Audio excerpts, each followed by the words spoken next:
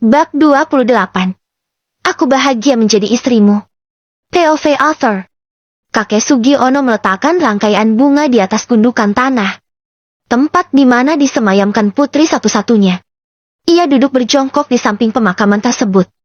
Ia tampak meraba batu nisan bertuliskan nama Sinta Angelina. Ayah tak menyangka kamu sudah berpulang mendahului ayah. Sayang. Lirihnya. Selama ini ayah mencarimu.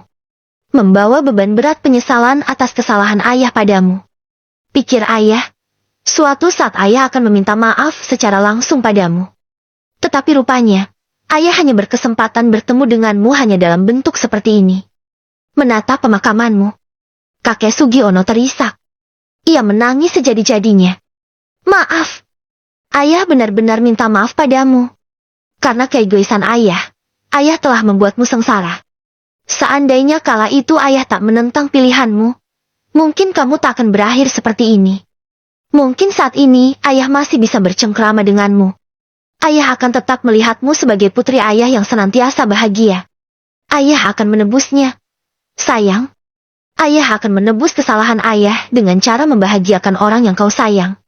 Satu-satunya seseorang yang mungkin sengaja kau tinggalkan untuk ayah.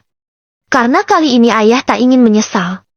Sebelum ayah berpulang, ayah akan melakukan hal yang terbaik untukmu. Kakek Sugiono menghapus air mata di kedua pipinya. Pikirnya, ia tak ingin berlarut-larut pada kesedihan. Karena masih banyak hal yang membuatnya harus bangkit. Usai mengungkapkan isi hatinya di depan makam putri tercintanya. Makam yang baru beberapa hari ini ia ketahui. Kakek Sugiono pun melenggang pergi. Ia meninggalkan area pemakaman untuk menuju di mana mobil miliknya terparkir. Mobil yang dikendarai Ferguson, si asisten pribadinya. Begitu melihat kemunculan kakek Sugiono, Ferguson dengan sigap membukakan pintu untuk bos besarnya tersebut. Silahkan masuk, Pak. Ucapnya dengan logat bicara yang begitu sopan. Kakek Sugiono pun benar-benar masuk ke dalam. Duduk di kursi penumpang. Ferguson juga segera ikut masuk ke dalam. Bergegas menghidupkan mesin mobil tersebut. Maka tak butuh waktu lama, mobil itu pun melaju pergi meninggalkan tempat parkiran area makam. Bagaimana tugas yang kuberikan? Tanya kakek Sugiono di tengah-tengah perjalanan mereka. Semua sudah seperti yang Bapak perintahkan. Jawab Ferguson.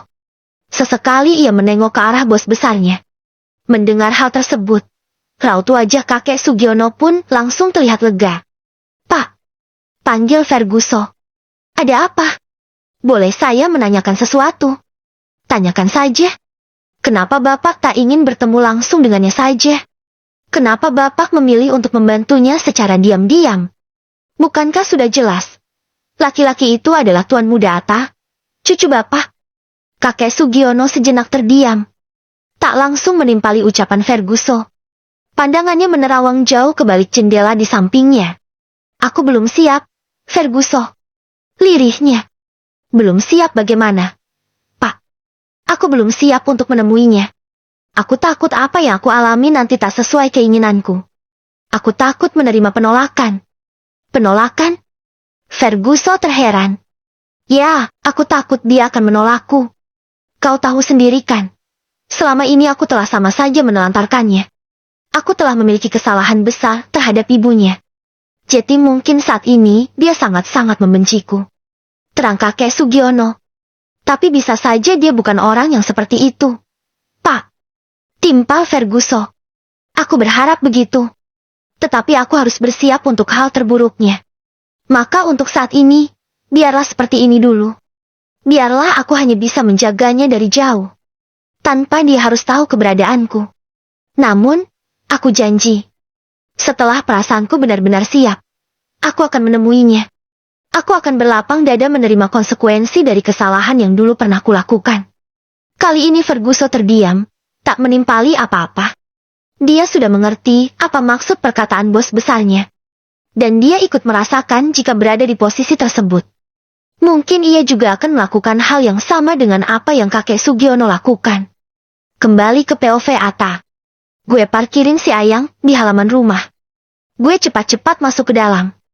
Sembari membawa barang-barang banyak di tangan gue. Barang-barang yang gue beli sepulang dari mengajar tadi. Barang-barang untuk si cantik yang gue beli dari bonus uang yang diberikan oleh kepala sekolah. Entah bonus untuk apa. Cantik. Panggil gue lantang sembari menelusur ke dalam.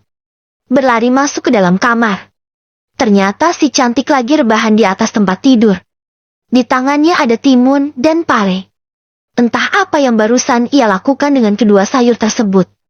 Cantik, lihat gue bawa apa. Gue menunjukkan bungkusan kardus di tangan gue. Si cantik malah plonga-plongo sambil terduduk. Gue beli pizza buat lo. Cantik. Lo suka pizza kan? Ucap gue. Hehehe. Si cantik terkekeh. Itu artinya dia lagi girang banget. Ayo kita makan di ruang tengah. Gue geret si cantik untuk meninggalkan kamar dan menuju ke ruangan yang gue maksud.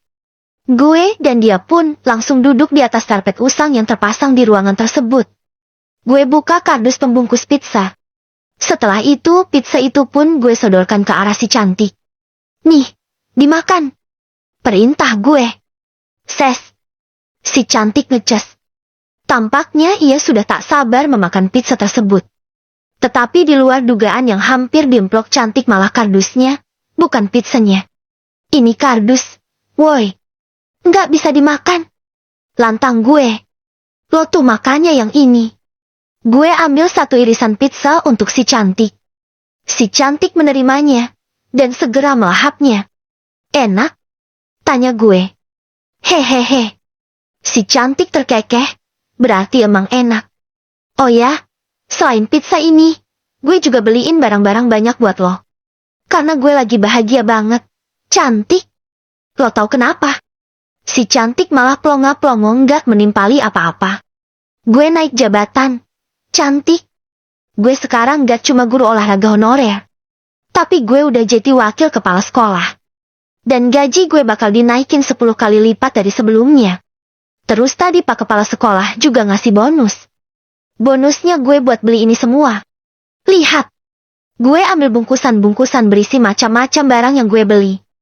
Ada baju. Nih, bajunya cantik-cantik. Pasti cocok buat lo. Gue memperlihatkan baju-baju tersebut. Baju-baju yang gue beli dari toko yang lumayan mewah. Selain baju, gue juga beliin lo sepatu. Kali ini gue membuka beberapa kardus sepatu. Coba kaki lo selonjorin. Titah gue. Cantik pun patuh. Dia ngemil pizza sambil nyelonjorin kakinya ke arah gue. Gue pun langsung memasangkan sepatu cewek yang gue beli. Wih, pas banget gue milihnya. Cocok banget di kaki elo. Cantik. Hehehe. Si cantik terkekeh mendengar pujian gue. Sekarang coba yang ini. Gue memasangkan sepatu yang lainnya lagi. Wih, yang ini juga cocok. Hehehe. Si cantik lagi-lagi terkekeh menanggapi ucapan gue. Lo seneng? Tanya gue. Hehehe. Dia kembali terkekeh. Itu tandanya iya. Dia senang. Nih, pasti lo bakal semakin seneng. Gue juga beliin lo tas. Lo belum punya tas sama sekali, kan? Gue menyodorkan sebuah tas wanita berwarna coklat muda. Lo tahu nggak? Ini tuh tasnya lumayan mahal loh. Kata mbaknya yang jual. Tas ini tuh branded. Bukan tas pasaran. Hehehe. Terkekeh mulu loh. Ngomong apa? Kayak gitu. Rutuk gue. Dan si cantik malah terkekeh lagi. Sekarang gue mau nunjukin barang yang paling spesial. Yang gue beli buat lo. Kali ini gue merogoh sesuatu dari dalam tas kerja gue. Tara. Gue menyodorkan sebuah kotak perhiasan. Lo tahu ini apa? Tanya gue. Arem-arem. Celetuk si cantik. Arem-arem gundulmu. Umpat gue. Ini tuh perhiasan. Gue beliin kalung emas buat elo. Terang gue sambil membuka kotak perhiasan tersebut. Kotak yang berisi kalung berbandul berbentuk hati. Si cantik tampak terpukau. Ia pun langsung meraihnya. Tapi di luar dugaan. Ia malah hampir memasukkan kalung itu ke dalam mulutnya. Ini bukan makanan. Woi, jangan lo emplok. Gue cepat-cepat mencegahnya. Ini tuh perhiasan. Lo bisa memakainya di leher. Bukan malah lo makan. Jelas gue. Bagus enggak? Tanya gue. Hehehe. Si cantik terkekeh. Nih gue tunjukin sesuatu. Gue mendekatkan bandul dari kalung tersebut. Di bandul berbentuk hati ini, ada ukuran nama kita loh. Cantik dan Ata. Gue meraba tulisan cantik besar. Sedang tulisan Ata ada di bawahnya dengan ukuran yang begitu kecil. Hingga susah sekali untuk melihatnya. Tapi pelayan perhiasannya tuh ngawur. Masak dia ngukir nama gue kecil banget kayak gini. Memang dia pikir nama gue kayak telek ayam. Rutuk gue. Dan si cantik malah terkekeh. Kayaknya dia lagi ngejekin gue. Sini, kalungnya gue pasangkan ke leher Elo. Si cantik mendekat ke arah gue. Dan kalung pemberian gue benar-benar gue lingkarkan di leher si cantik. Wih, lo jadi kelihatan tambah cantik. Puji gue. Si cantik pun tampak tersipu malu. Gue masih punya satu lagi barang buat lo. Lihat.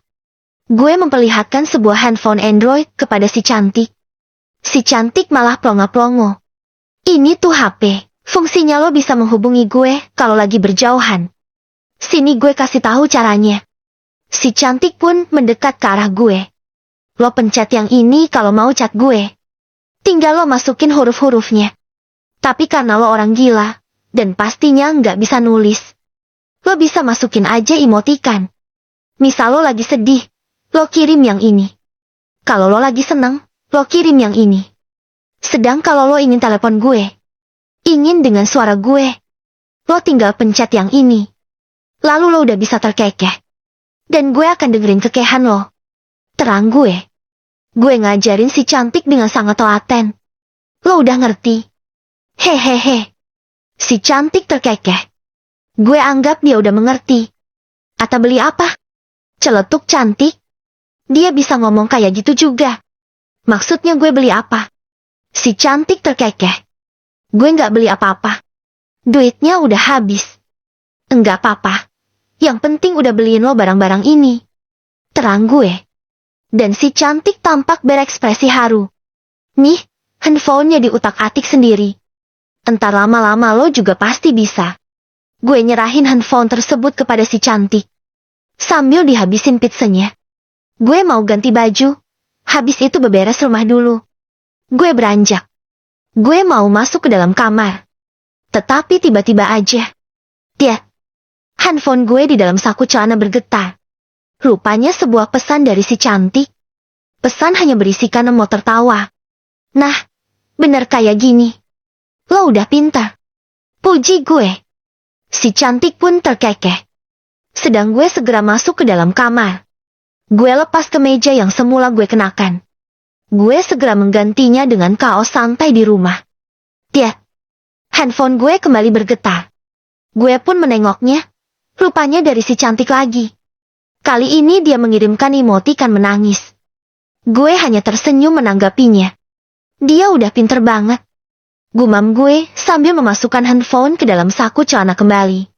Gue keluar dari kamar. Gue menuju ke belakang untuk mengambil sapu. Gue bermaksud untuk membersihkan rumah ini.